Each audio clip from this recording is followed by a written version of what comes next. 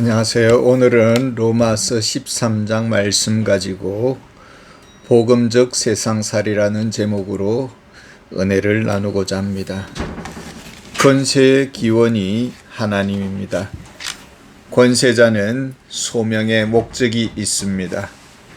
페르시아 왕 고레스는 부여받은 권세로 포로된 이스라엘 백성들을 고향으로 귀환시켰습니다.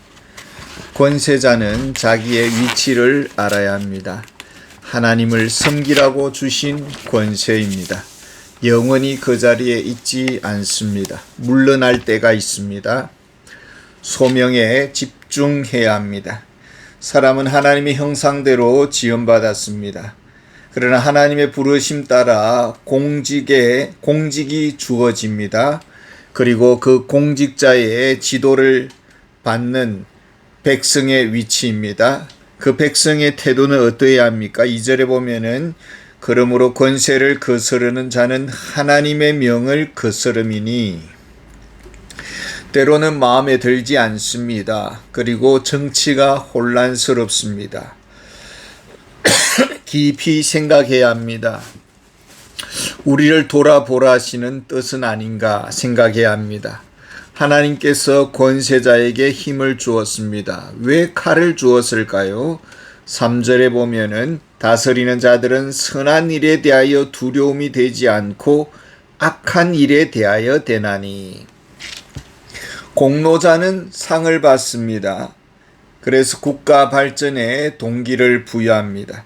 악한 자에게는 벌을 줍니다. 악한 자를 방치하면 무정부 상태가 됩니다. 국가는 불법한 자에게 징계를 가합니다. 납세의 의무를 다하지 못할 때에 과징금을 추징하고 속도 위반자는 범칙금을 떼고 사회의 부패를 막습니다. 국가가 상벌을 줍니다. 그렇다면 도덕적 기준이 반드시 있어야 합니다. 법을 세워야 합니다. 옳고 그름의 경계가 분명해야 합니다. 4절에 보면 그는 하나님의 사역자가 되어 내게 선을 베푸는 자니라. 그러나 내가 악을 행하거든 두려워하라. 하나님은 모세를 통해서 십계명을 주셨습니다. 십계명은 만국의 법의 기초가 되었습니다.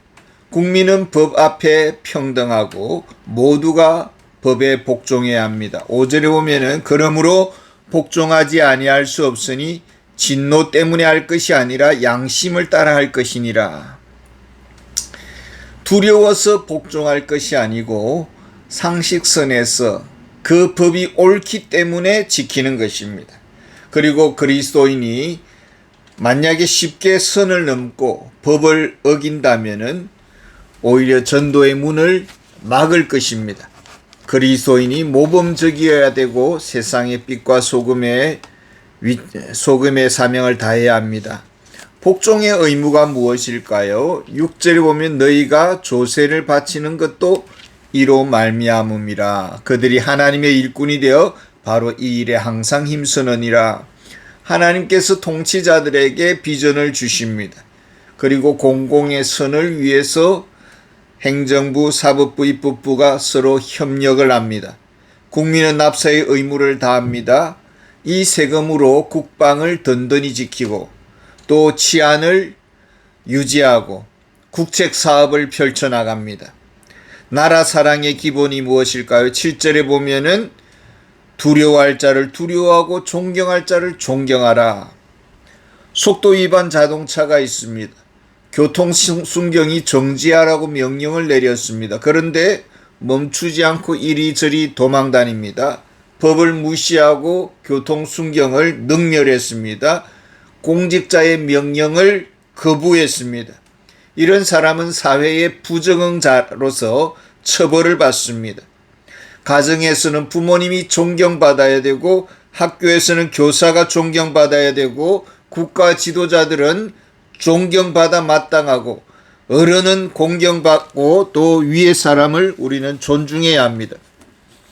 국민은 기본적으로 경제 생활을 합니다. 우리가 농사를 짓고 또 장사를 하고 사업을 하고 기업을 운영하고 직장 생활을 하면서 땀 흘려서 일해서 먹고 삽니다. 그래서 그 수입으로 가정생활을 유지하고 자녀 교육을 시키고 생필품을 구입합니다. 이웃과 의좋은 관계를 유지합니다. 명절에는 선물을 주고받습니다. 자동차도 우리가 굴립니다. 무엇이 필요할까요? 8절에 보면은 피차 사랑의 빚 외에는 아무에게도 아무 빚도 지지 말라. 우리는 복음의 빚진 자들입니다. 구원의 은혜를 입었습니다. 복음 전도자의 헌신, 선교사들의 수고, 교사의 가르침으로 우리가 양육을 받았습니다. 이 영생의 복을 갚을 길이 없습니다. 무엇으로 이 영원한 축복을, 빚을 갚을 수가 있겠습니까? 백성의 의무가 있습니다. 사회생활에 드는 비용이 있습니다. 가정을 지켜야 되고 또 지출이 많습니다. 그래서 은행에 빚을 내고 카드 빚도 사여갑니다. 최근에 미국의 트럼프 정부가 들어섰는데 국무회의를 하는데 테슬라 CEO인 일론 머스크에게 발언권을 주었습니다. 들어보니까 한 해 미국의 국방비 예산, 그 엄청난 천조의 예산이 국가 부채의 이자로 한 해에 나간다라는 것입니다. 제가 알기로 미국 국가의 부채가 지금 4경을 넘었습니다. 우리나라는 1천조가 넘었습니다. 은행은 자꾸 카드를 발급을 하고 오히려 빚을 갚는 사람을 별로 좋아하지 않습니다. 왜냐하면 은행은 이자로 먹고 살기 때문에 이자를 자꾸 줄여나가면은 별로 좋아하지 않는 것이죠. 우리가 돈을 쓰는 데가 많습니다. 잊지 말아야 되는 것은 아무에게도 아무 빚도 지지 말라. 생활 관리를 잘 하라는 것입니다. 궁색에서 이웃집에 돈을 꿔 다니고 빚쟁이라는 그런 놀림감을 받아서는 안 됩니다. 그렇게 되면 전도의 문이 닫히게 되는 것입니다. 이웃을 사랑해야 합니다. 그런데 욕심이 있습니다. 이 물질적인 욕심 때문에 살인도 일어나고 도둑질도 하고 가진 자를 시기하게 되고 또 강제로 빼앗으려고 하고 강도짓을 합니다. 어디에 문제가 있습니까? 이웃 사랑 이전에 자기 생활 관리를 잘 해야 합니다. 남에게 구제한다고 펑펑 도와줍니다. 그런데 자신은 가난의 늪에서 벗어나지를 못합니다. 저축하지 아니하고. 이것은 한마디로 위선이고 허세입니다. 덕스럽지 않습니다. 만약에 교회 안에 새 가족이 들어왔습니다. 능력 있고 실력이 있습니다. 그런데 시기가 나서 일자리를 주지 않습니다. 그러면 그 사람의 능력을 도둑질하는 행위나 마찬가지인 것입니다. 나 자신과 가정생활을 넘어서서 이웃사랑의 길로 나아가려면 기초가 경제관리입니다. 베품의 교회, 섬김의 삶, 이것은 하나님의 법이요 명령입니다. 그러나 진정한 사랑, 본질적인 사랑이 무엇일까요?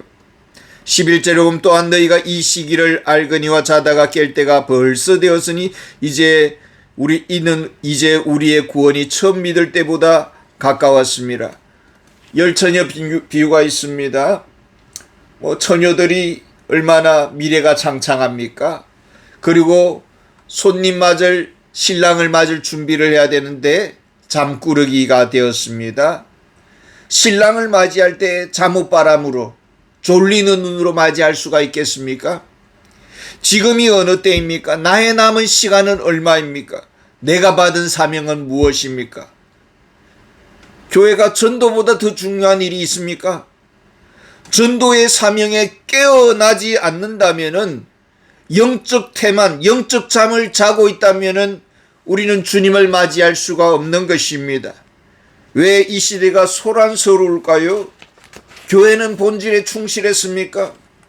교회가 재산은 이렇게 늘어가지만은 본질적인 사명에 얼마나 투자를 했습니까? 헌신을 했습니까?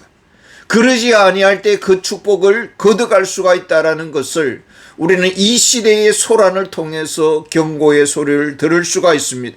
그래서 교회는 깨어나야 되고 전도를 위해서 나의 시간을 얼마나 쓰고 있느냐, 물질을 얼마나 들이느냐, 우리 자신을 돌아보아야 되는 것입니다. 12절에 보면 밤이 깊고 낮이 가까웠으니 그러므로 우리는 어둠의 일을 벗고 빛의 갑옷을 입자. 사명을 위해 살아야 합니다. 빛의 갑옷으로 무장해야 됩니다. 노후 대책을 세워야 됩니다. 왜냐하면 그러지 아니하면 다른 사람들에게 폐를 끼치기 때문입니다. 무엇보다도 더 중요한 것은 잃어버린 영혼들을 위한 영원한 노후 대책을 위해서 교회는 복음의 복음 상품을 팔아야 하는 것입니다. 이 일에 교회는 깨어나야 하는 것입니다. 13절에 보면 낮에와 같이 단정히 해가고 아침에 일어납니다. 몸가짐을 깨끗하게 합니다. 말씀과 기도로 우리의 영혼을 맑게 일깨웁니다. 이 기본을 놓쳐버리면은 시간을 낭비하게 되고 삶이 무질서하게 되는 것입니다. 우리는 무엇에 가장 초점을 맞춰야 합니까? 물질 관리, 시간 관리, 관계 관리, 생활 관리. 무엇보다도 중요한 것은 14절에 오직 주 예수 그리스도로 옷 입고 예수 그리스도를 닮아가는 삶, 하나님과 교제하는 경건의 삶, 이것을 생명처럼 여겨야 합니다. 예수 그리스도의 신분으로 국가 시민의 의무를 다하고 예수 그리스도의 사랑으로 교회와 사회를 섬기고 예수 그리스도의 성품으로 가정을 일으켜 세우고 예수 그리스도의 능력과 은사로 사명을 감당하는 우리가 되기를 원합니다. 감사합니다.